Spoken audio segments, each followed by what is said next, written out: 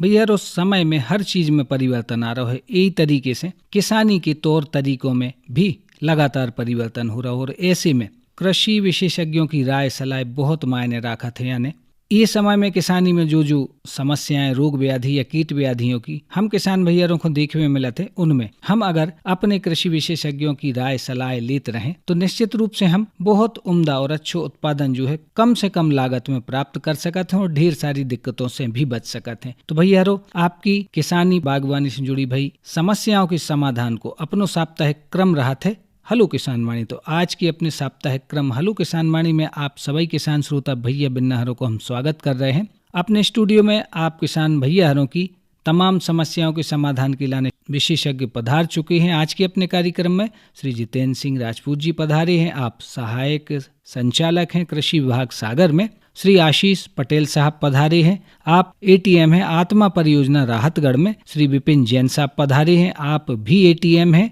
आत्मा परियोजना बंडा में। राजपूत जी, पटेल साहब, जैन साहब, आपको हमारे स्टूडियो में हम खूब स्वागत कर रहे हैं और हमारे तमाम किसान श्रोता भैया हैं अपनी किसानी से जुड़ी भाई तमाम समस्याओं और जानकारी के लाने हमसे जुड़ भी बिल्कुल तैयार बैठे हैं। तो जुड़ा थे हम अपने किसान श्रोता भैयारों से, समाधान करते हैं उनकी समस्याओं को, पहुंचाते हैं उन तक बहुत ही उपयोगी सी जानकारी। हेलो। हाँ सर जी, नमस्कार। नमस्कार भैया और स्वागत कर रहे हैं अपने साप्ताहिक क्रम हेलो किसान वाणी में। आपको अपनो परिचय हम तक पहुंचा दो भैया। आपके नियमित श्रोता भागचंद्र साहू जी, राजेंद्र वासोदा से। साहू जी, स्वागत है आपको। क्या समस्या है?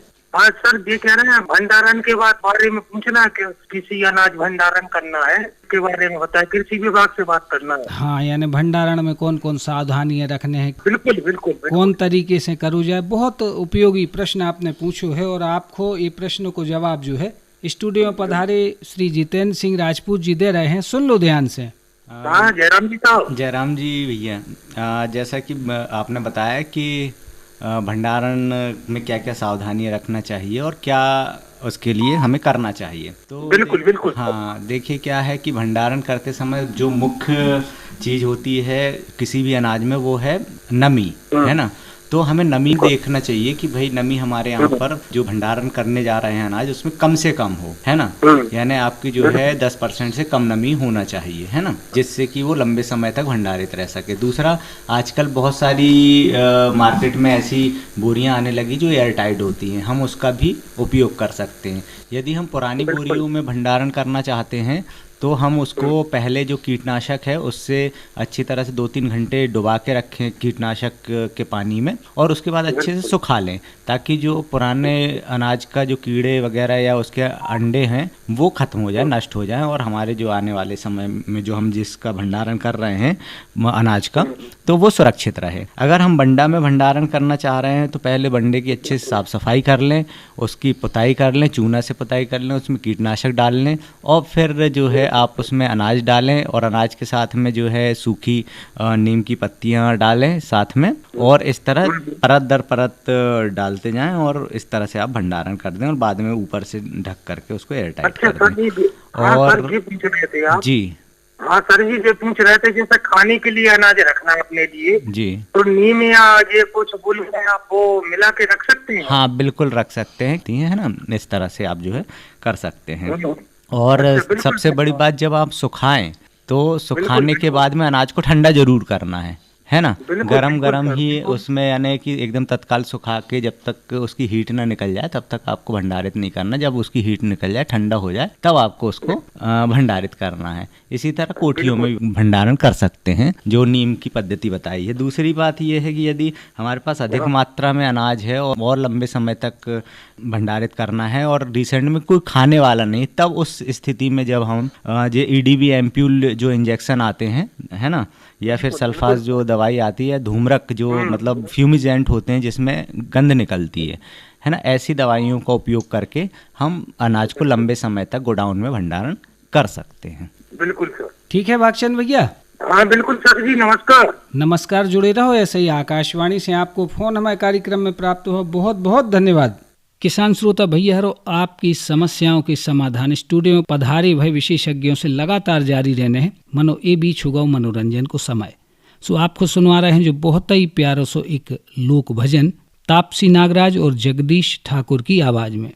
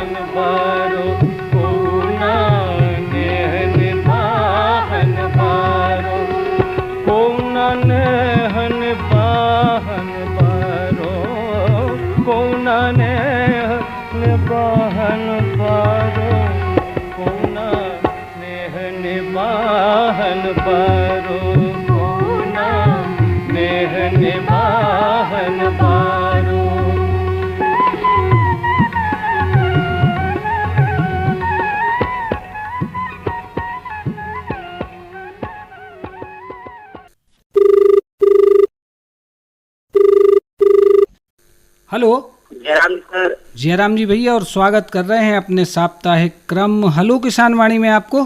जी सर। अपनो परिचय हम तक पहुंचा दो भैया। जी, हम ग्राम सरमुखलपुर, जिला सागर, मध्य प्रदेश, दीपेश पटेल बोल रहे सर। दीपेश भैया, सुनाओ क्या चल रहा हो किसानी में? अबे किसानी में सर फसलें कट गई हैं। हाँ। किसी जमीन ये कट गई है, हाँ। वो रहेगा बस। तो कौन सी जानकारी, कौन विषय की चाहत कहानी?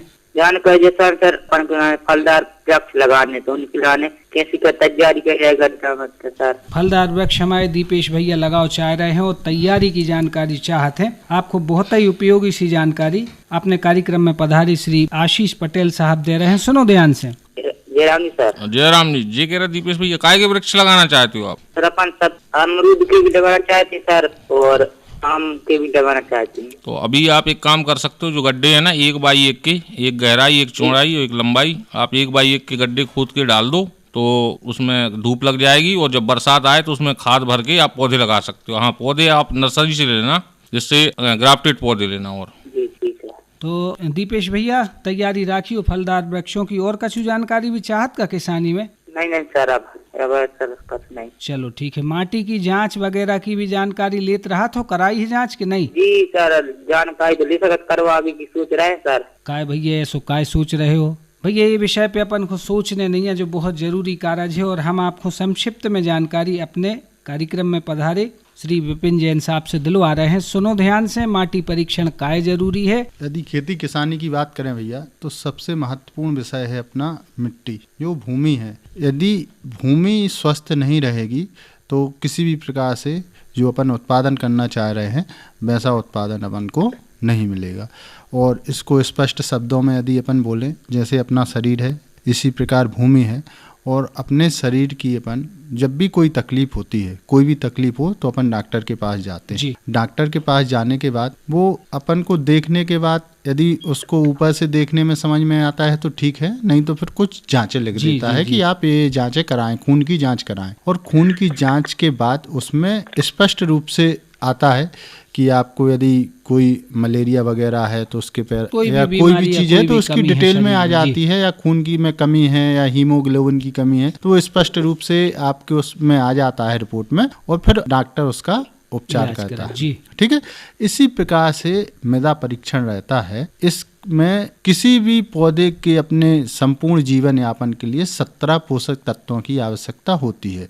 यदि यह 17 पोषक तत्व पौधे को ना मिले तो उसका जो जीवन रहता है वो पूरी तरह से पूर्ण नहीं हो पाता, उसमें कुछ ना कुछ परेशानी आने लगती है। तो यदि अपन मृदा परीक्षण कराएं तो इसमें इन 16 तत्वों की मात्रा कितनी होना चाहिए और आपकी भूमि में कितनी मात्रा है, इसका एक विश्लेषण आ जाता है। इसके बाद आपको अगले समय कौन सी फसल लगाना है और उस फसल में कितने उर्वरकों की आवश्यकता होती है। ठीक है।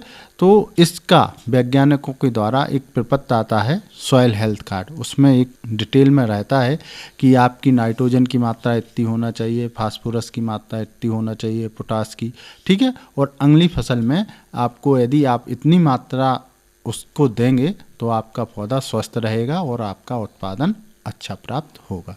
और ये आपके हर विकास खंड स्तर पे सॉइल लैब है और पहले 5 रुपए लगते थे, अब भी नहीं लग रहे हैं, अब बिल्कुल निःशुल्क फ्री हो रहा है। बिल्कुल निःशुल्क है, कोई आपको चार्ज नहीं लगना। अकेला आपको सही तरीके से अपना सॉइल नमूना लेना है और अपने नज़दीकी विकास खंड में किसी विकास अधिकारी के पास मिलकर सॉइल लैब में आप सैंपल दे दें, जिससे आपका मृदा परीक्षण हो जाएगा। जी निश्चित रूप से दीपेश भैया तक उपयोगी जानकारी पहुंची और अपने दीगर किसान भैया जो ये कार्यक्रम से जुड़े हैं उन तक भी माटी परीक्षण की बहुत उपयोगी जानकारी पहुंची। दीपेश भैया ऐसे ही जुड़े रहो आकाशवाणी सागर से। आपको फोन हमारे कार्यक्रम में प्राप्त हुआ, बहुत बहुत धन्यवाद।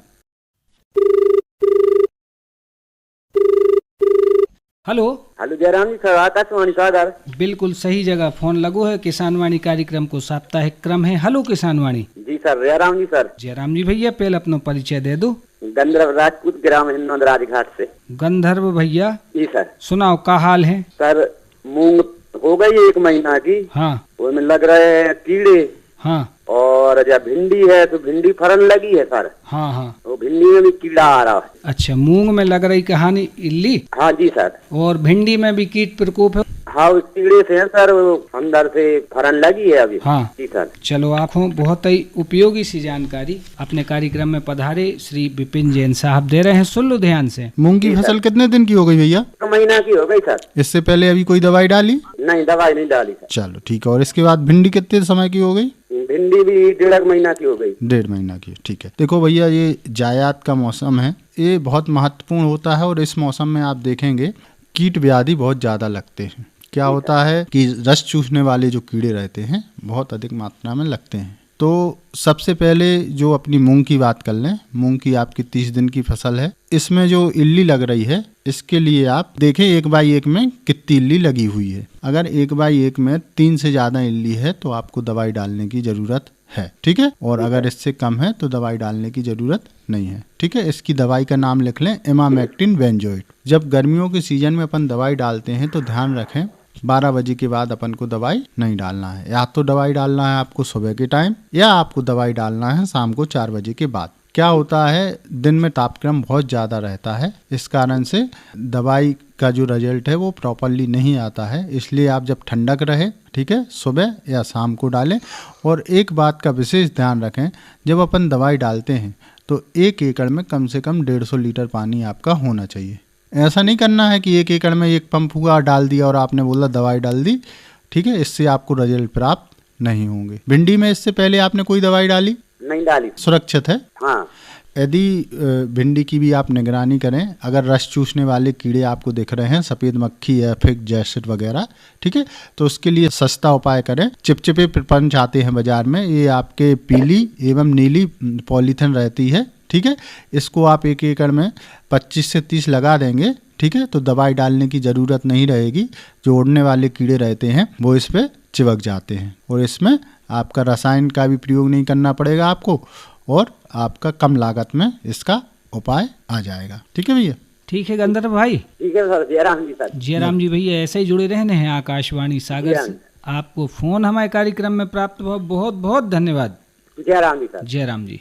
किसान श्रोता भैया हरो हलो किसान वाणी कार्यक्रम अब लगातार जारी है और आप किसान भैयारों की समस्याओं के समाधान भी जारी रहने हैं। मानो ये बीच में मनोरंजन के लाने आपको लेके आए हैं एक बहुत ही प्यारो सो विवाह लोकगीत जिको गा के सुना रही हैं द्रौपदी ठाकुर और इनकी सखियां।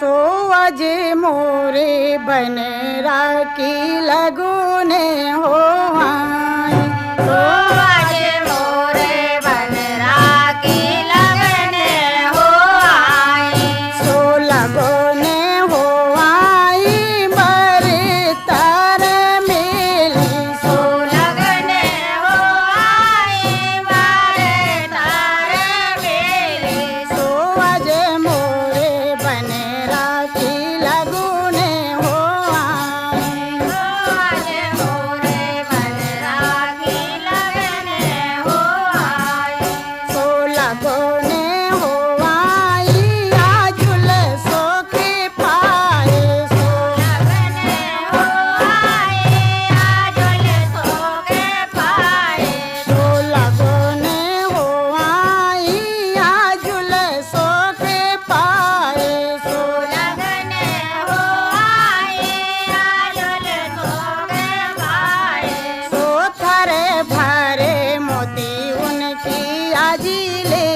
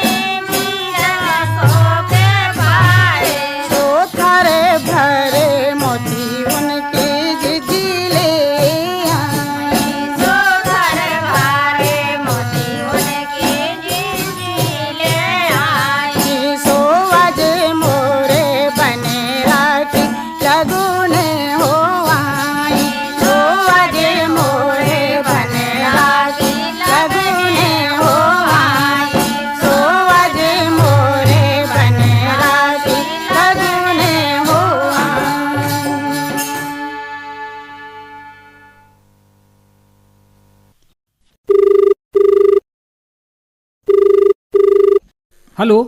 और जयराम जी साहब। जयराम जी भैया, स्वागत कर रहे हैं अपने साप्ताहिक क्रम हलो किसान वाणी में आपको। हाँ सर, विजय उपाध्याय, ग्राम सतपारा, तहसील पथरिया, जिला दमोह से बोला था। विजय भैया सुनाओ, क्या चल रहा है? सर ठीक है सर, एक सलाह ले रही थी सर। बिल्कुल सर, गेहूं की हमारे देहातों में ऐसी आदमी के लत, गेहूं अगर छन्ना से छान के रखो तो गुंजात सिलूला हो जाते हैं। अच्छा, जा कहाँ लो सर, सही है बात। अच्छा, माने आपके तो ऐसी कोई मतलब बात चल रही है कि गेहूं हाँ हाँ, हम किसान ऐसी खेल लगा कि अगर अपन छन्ना से छान के गेहूं रखो तो वो जल्दी खराब हो जात। बिल्कुल। देखो भैया जी, कछु बातें ऐसी हैं जो विशेषज्ञों की राय सलाह से जो है मन में पुख्ता कर लो चाहिए। बड़ी अच्छी बात है, आपके माध्यम से आपके क्षेत्र के तमाम किसान भैयारों तक भी जब बात पहुंच रही है।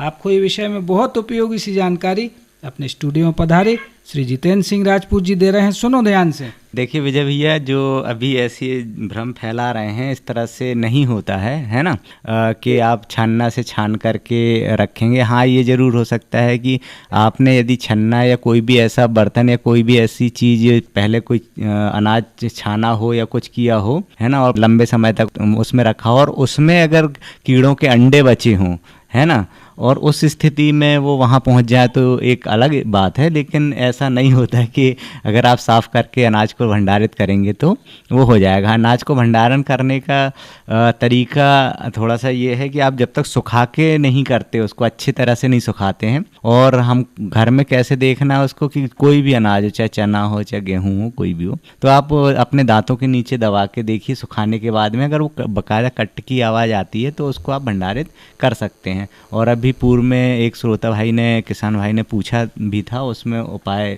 बता दिए गए हैं। जी जी, है ना, तो आप कार्यक्रम सुनेंगे तो निश्चित तौर पे उसकी भी आपको जानकारी मिल जाएगी। ठीक है विजय भैया। और विजय भैया, आप हमारे साप्ताहिक क्रम से जुड़े, आपने हमारे कार्यक्रम में फोन लगाओ, बहुत बहुत धन्यवाद आपको। ठीक है, जयराम साहब। जयराम। हेलो। हेलो किसान वाणी से। बिल्कुल, गुड्डू भैया को स्वागत कर रहे हैं हेलो किसान वाणी कार्यक्रम में। सोनी जी नमस्कार। नमस्कार गुड्डू भैया, कैसे हो? बढ़िया है, सब ठीक है। सुनाओ, का चल रहा हो किसानी में, का समस्या है? किसानी में तो अब हाल गेहूं से फ्री हो गए। हाँ, तो अब तो नरवाई तो चला नहीं है, जो उनसे हार्वेस्टर चलवा तो तुम्हें बहुत धोसा बनवा दो। हाँ, अब आगे को काम अब तना पानी मानी गया तो फिर बकरी खानी करें। बिल्कुल बिल्कुल। तो का चाहत हो, अपने स्टूडियो में विशेषज्ञ पधारे हैं, का जानकारी आप?